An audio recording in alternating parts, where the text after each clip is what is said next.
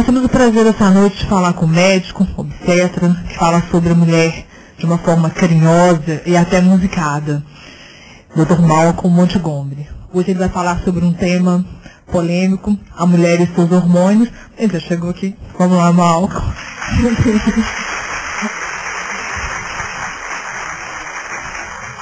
Ele vai contar para a gente um pouco sobre o seu livro, sobre o que é a mulher e seus hormônios. Acho que eu passo a palavra para o Malcolm, que vai contar sobre essa história melhor para a gente.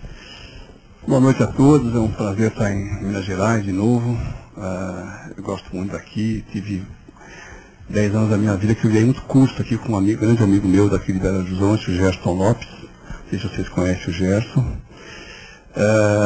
Gosto muito também, um outro grande amigo é o Vogel de Avarenga, que é o pai do Samuel do Skank, um grande amigo meu também, um psicanalista que eu gosto de ir aqui para visitá-lo, vamos ver se eu consigo dar um oi para ele amanhã, né? Mas enfim, gente, um livro que a gente está trazendo aqui, ele vem de uma palestra que eu, depois que eu entrei na menopausa, que eu bati 50 anos, eu resolvi fazer o que eu queria da vida. Mas uma grande idade, 50 anos, né? Eu acho maravilhoso, porque o médico é um cara que ele tem que estar mais ou menos comportado num certo segmento acadêmico, né? Por causa da universidade. E eu sempre tive grandes dificuldades para lidar com essas coisas muito impostas no sentido universitário.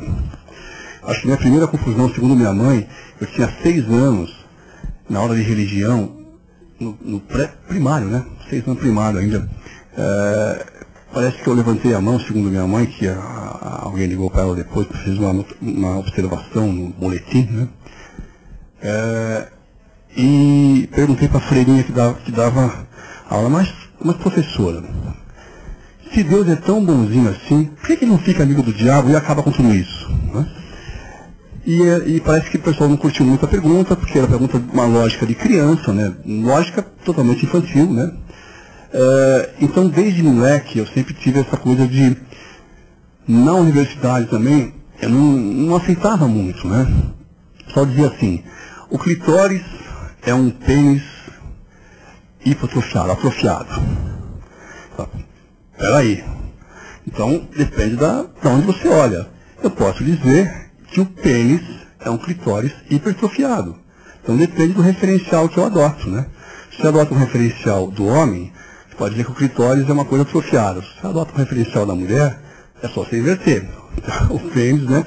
Então, essas coisas todas me fizeram, por um lado, um pouco irreverente, no sentido da medicina tradicional.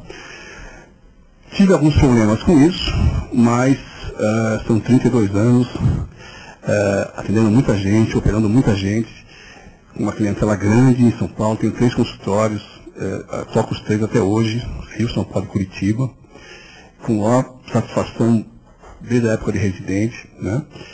E de alguma forma eu acho que valeu, né? Tive que fazer uma formação em psicologia depois, que eu não conseguia entender muito a parte psicológica. Então, esse livro então nasceu dessa situação minha em relação a querer fazer uma coisa que tivesse uma comunicação melhor. Então, esse livro nasceu de uma palestra que eu faço com uma banda. Eu sempre toquei desde menino, sempre gostei de tocar. A gente tinha uma bandinha lá quando era moleque, tocava muito rock and roll. Então, depois que eu fiz 50 anos, eu resolvi voltar a tocar, no sentido assim, subir num palco, tocar de novo. E fiz um roteiro. Esses roteiros eu aprendi porque eu fiz um trabalho na Rede Globo com o seriado Mulher. O meu livro Mulher, a Globo comprou em 97 e fez um seriado, aquela época, a Patrícia Pilar, não sei se vocês lembram. E então eu ajudei a fazer aqueles roteiros. E aí eu fiz um roteiro para essa palestra, Mulher, Suas Dores e Seus Amores. A gente tocando, usando quadros do Salvador Dalí, quadros do René Magritte, quadros do Max Ernst, pessoal do surrealismo, né? Juntando então pintura, fotografia de fotógrafos tradicionais também antigos, cenas de cinema, filmes antigos e a música. Então eu juntei 4 paixões minhas, que era a pintura, o cinema, a fotografia e a música, para tentar fazer um roteiro que facilitasse a compreensão de várias etapas da vida da mulher. Então esse livro ele sai da mulher bebê, desde o berço, e vai até a mulher idosa, né?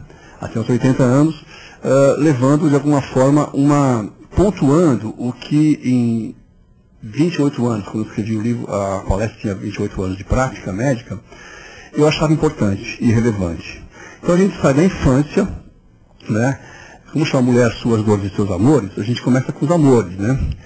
E depois um pouquinho das dores. Quer dizer, na infância, a dor mais importante que repercute depois na vida da mulher é o incesto velado, que é um incesto dentro de casa, por pai ou por padrasto, ou por tios, ou por irmão, ou o abuso sexual mais evidente, né? Isso tem uma repercussão imensa depois na vida da mulher, se não for bem atendido, né? Como deve ser feito.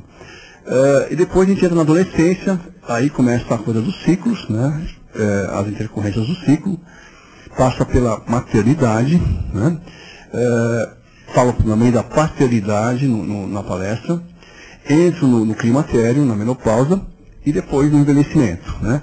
Mas sempre pontuando, né, o que eu compreendi de mais importante no sentido da saúde da mulher e de uma vida mais plena, né? Porque qualidade de vida é uma coisa muito relativa, cada um é muito subjetiva você entender o que é bom para você e como você vai buscar a felicidade em relação a qualquer tipo de sonho, de projeto que você tenha na sua vida, né?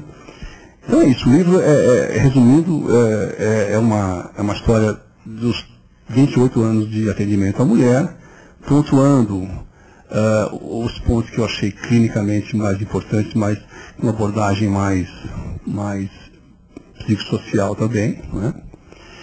E ele é polêmico no sentido de que eu coloco que a mulher ainda vive 5 opressores, desde a mulher do atual século. Esses opressores seriam, primeiro, o poder econômico.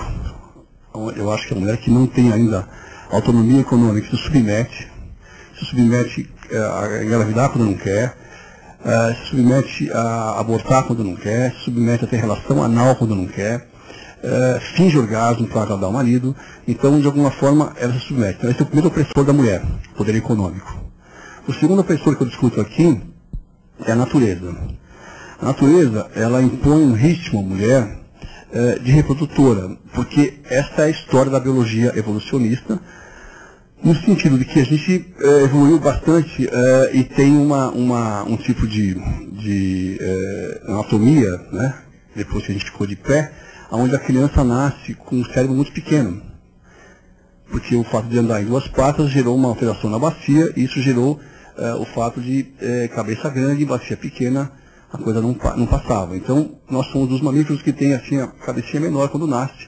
Isso gerou uma dependência muito grande da cria com a mãe, com a fêmea, né? A natureza impõe esse ritmo porque nós não tínhamos, no começo da nossa história, nem água potável, não tinha esgoto, não tinha antibiótico, não tinha vacina. Então, a partir de 1950, do século passado, é que isso apareceu. Apareceu antibiótico, apareceu tudo isso, água potável, né? Então, com isso diminuiu bastante a mortalidade infantil, que era muito alta. Minha bisavó, materna, do Paraná, teve, se não me engano, 12 gestações e foram 7 ou 8 filhos para frente só. Os outros 6 morreram de infecção, rubéola, cachumba, pneumonia, apendicite, porque morriam mesmo, os filhos morriam, né? Então, não se podia planejar a família. Devido a isso, a mulher tem um ciclo que impõe a ela de 15 a 18 gestações e de 15 a 18 amamentações dos 15 aos 45 anos. Essa é a ordem da biologia, né? Com as mudanças que aconteceram, a mulher passou a ter só 2 filhos, né? E ciclar mais. Então, nossas bisavós tinham por volta de 40 ciclos, né? O resto era tudo gravidez e amamentação. Hoje a gente tem por volta de 400 ciclos na mulher moderna e 2 gestações em média. Isso gerou uma alteração grande, ou seja, as mulheres sofrendo com um excesso de ciclos, diferente das nossas avós que ciclavam muito pouco. E essa imposição, eu que fui um moleque surfista também, ia muito para as praias de Santa Catarina e via as mulheres biologicamente corretas, que eram aquelas mulheres que tinham 15 filhos em casa, né? Amamentavam praticamente o tempo todo, engravidavam amamentando. Essas mulheres com 36 anos, elas estão parecendo 60, porque a reprodução contínua, né, dos 14 até os 30 e poucos anos,